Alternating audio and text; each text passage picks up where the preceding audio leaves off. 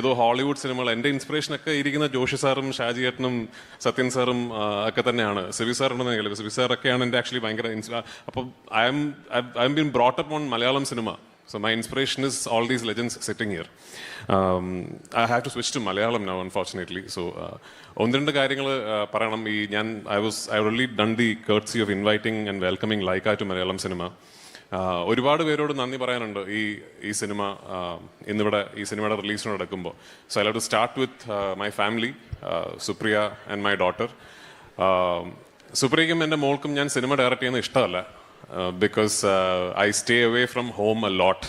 എൻ്റെ സിനിമ ഡയറക്റ്റ് ചെയ്യുന്ന പ്രോസസ്സ് അങ്ങനെ ആയതുകൊണ്ട് ഒരുപാട് മാസങ്ങൾ ഫാമിലിയെ കാണാൻ പറ്റാതെ മാറി നിൽക്കേണ്ട ഒരു അവസ്ഥ വരും.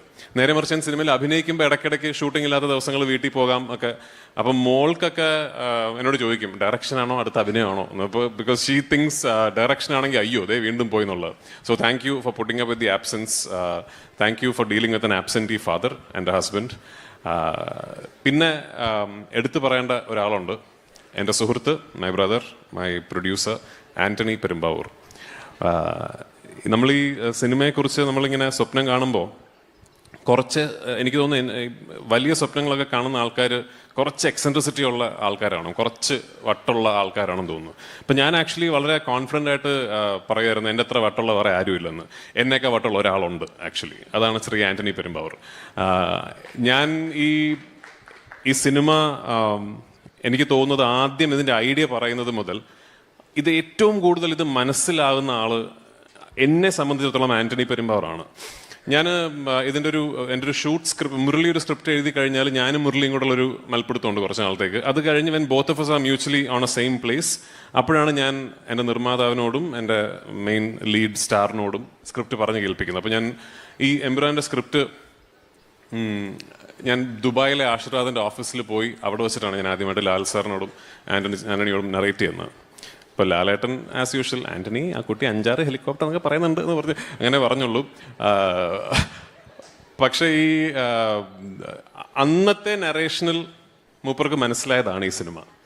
പിന്നെ ഇടയ്ക്കിടയ്ക്ക് ഇങ്ങനെ എൻ്റെ ബാക്കി വന്നിരുന്ന് പറയും, അണ്ണ ഇതെങ്ങോട്ടാണ് ഈ പോക്ക് ഒക്കെ ചോദിക്കുമെങ്കിലും ഞാൻ എപ്പോഴും പറയും, എൻ്റെ അസോസിയേറ്റ് ഡയറക്ടറെ പോലെ, എൻ്റെ ചീഫ് ടെക്നീഷ്യൻസിനെ പോലെ തന്നെ എൻ്റെ സിനിമ മനസ്സിലാക്കി കൂടെ നിൽക്കുന്ന ഒരു പ്രൊഡ്യൂസർ എനിക്കുണ്ട് എന്നുള്ളതാണ് എൻ്റെ ഏറ്റവും വലിയ ശക്തി.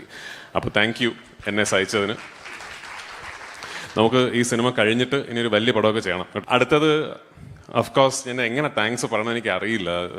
ലാൽ സാറിനോട്, ഞാൻ ഇപ്പോൾ ലാലേട്ടനെ വിളിക്കും, ലാലേട്ടനോടാണ് actually.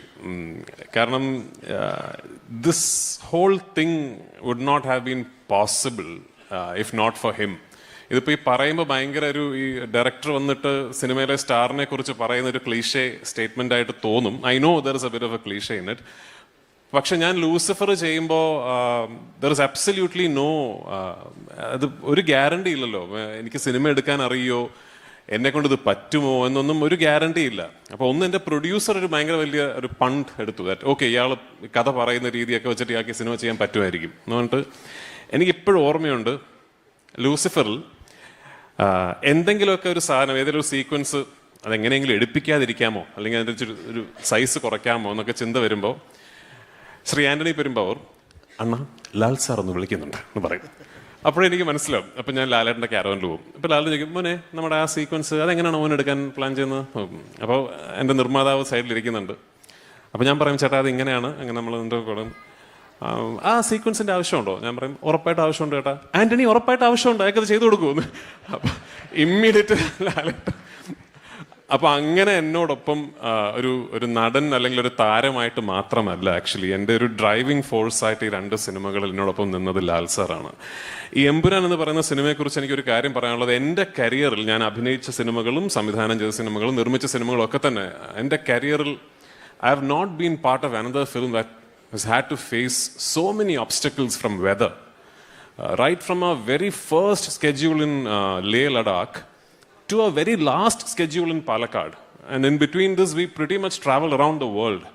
Every country, every place, we had run-ins with weather. But what happens is obviously a lot of money goes waste.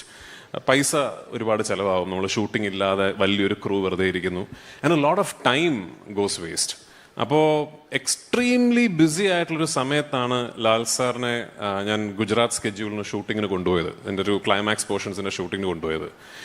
ആഴ്ചകൾ ലാൽ സാറ് ഷൂട്ടിംഗ് ഇല്ലാതെ അവിടെ ഇരുന്നിട്ടുണ്ട്.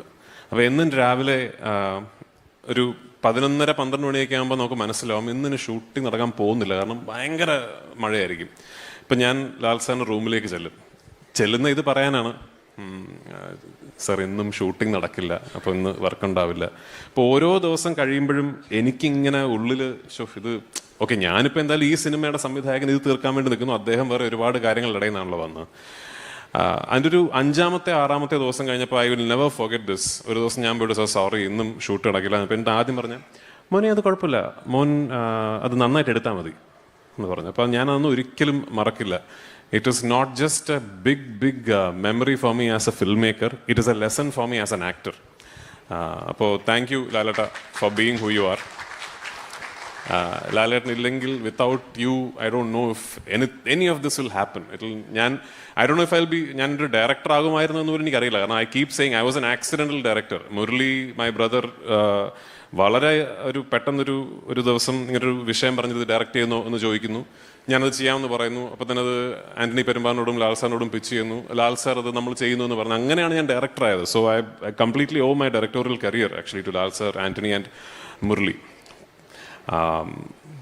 And coming to Murali, he is the reason that I'm doing this now, because ഞാൻ Lucifer എന്ന് പറഞ്ഞ cinema direct ചെയ്യാൻ വേണ്ടി മുരളിയെ കണ്ട ഒരാളല്ല. നമ്മൾ മറ്റൊരു സിനിമയിൽ ഒരുമിച്ച് അഭിനയിച്ചുകൊണ്ടിരിക്കുമ്പോൾ വളരെ ആക്സിഡൻ്റലായിട്ട് സംഭവിക്കുന്നതാണ് ലൂസിഫർ എന്ന് പറഞ്ഞ സിനിമ. ആൻഡ് ലൂസിഫർ ഞങ്ങൾ ഡിസ്കസ് ചെയ്ത് തുടങ്ങുമ്പോൾ തന്നെ വി ന്യൂ ദറ്റ് ഒരു സിനിമയിൽ പറഞ്ഞു തീർക്കാൻ പറ്റുന്ന കഥയല്ല. അന്ന് ആക്ച്വലി ഈ പാർട്ട് 1 പാർട്ട് 2 ഒന്നും അങ്ങനെ വലിയ ഫാഷനബിൾ അല്ല. നമ്മളൊരു സിനിമയുടെ 3-ാം ഭാഗം അല്ലെങ്കിൽ 2-ാം ഭാഗം എന്നൊക്കെ പറഞ്ഞാൽ അങ്ങനെ ആൾക്കാർ കുറച്ചെങ്കിലും ഒന്ന് നെറ്റി ചുളിക്കുന്ന ഒരു കാലമായിരുന്നു. അപ്പോൾ ഒബ്വിയസ്ലി ഒന്നും പാർട്ട് 1 ചെയ്യുമ്പോൾ വി ഡിസൈഡഡ് നമ്മൾ ഇതിൻ്റെ പാർട്ട് 2-നെ കുറിച്ചൊന്നും ഇപ്പോൾ പറയരുത്, കാരണം പാർട്ട് 1 ഓടിയിട്ടുള്ള കാര്യമുള്ളൂ. ഇപ്പോൾ എന്നിട്ട് പറഞ്ഞാൽ പോരെ. Why I am coming here is part 1 എന്ത് സംഭവിച്ചു പാർട്ട് 1 എന്നുള്ളത് കൊണ്ടാണ് ഇന്ന് നമ്മൾ ഇവിടെ നിൽക്കുന്നത്. So Murali and I as co creators actually അവസാനമായി ഒരു വലിയ താങ്ക്സ് പറയേണ്ടത് സിനിമാ പ്രേക്ഷകരോടാണ്. കാരണം അവർ ലൂസിഫർ പാർട്ട് 1-ന് തന്ന ആ മഹാവിജയമാണ് എമ്പുരാൻ എന്ന സിനിമ ഉണ്ടാകാനുള്ള ഏറ്റവും വലിയ കാരണം. If not for that this film would not have happened. And thank you so much. ഞാൻ ഒരു വളരെ ആംബീഷ്യസ് ഒരു ഫിലിമാണ് എമ്പുരാൻ. അതിന് എന്നോടൊപ്പം നിന്ന് ഒരുപാട് പേരുണ്ട്. നേരത്തെ എൻ്റെ 4 ചീഫ് ടെക്നീഷ്യൻസിന് നിങ്ങൾ സ്റ്റേജിൽ പരിചയപ്പെട്ടു. എൻ്റെ DOP, എൻ്റെ എഡിറ്റർ, എൻ്റെ production designer and my music director. അവർ 4 പേര് മാത്രമല്ല, എൻ്റെ ഒരു വലിയ ടീമുണ്ട്. എൻ്റെ കോസ്റ്റ്യൂം ഡിസൈനർ സുധാകരനുണ്ട്, മൈ മേക്കപ്പ് മാൻ ശ്രീജിത്ത് ഗുരുവായൂരുണ്ട്, ബിഗ് ടീം. എൻ്റെ അസോസിയേറ്റ് ഡയറക്ടർ വാവയുണ്ട്, എൻ്റെ ക്രിയേറ്റീവ് ഡയറക്ടർ നിർമ്മൽ സഹദേവ് ഉണ്ട്, എൻ്റെ അസിസ്റ്റൻസ് ഉണ്ട്. I believe I have the world's best team. ലോകത്തിലെ ഏറ്റവും നല്ല ടീം എൻ്റെ ആണെന്ന് വിശ്വസിക്കുന്ന ആളാണ് ഞാൻ. ആൻഡ് എന്നോടൊപ്പമുള്ള ഈ സിനിമയിൽ എന്നോടൊപ്പം വർക്ക് ചെയ്ത ടീം ലോകത്തിലെ ഏത് ഇൻഡസ്ട്രിയിലെ എത്ര വലിയ സിനിമ വേണമെങ്കിലും ഹാൻഡിൽ ചെയ്യാൻ പറ്റുന്ന ടീമാണ്. And that I know for sure. അപ്പോൾ ആ ടീമിനോട് എനിക്കൊരു നന്ദി പറയണം. കാരണം എനിക്ക് പറ്റിയ തെറ്റുകൾ ചൂണ്ടിക്കാണിച്ചതിന്, എന്നോടൊപ്പം നിന്നതിന്.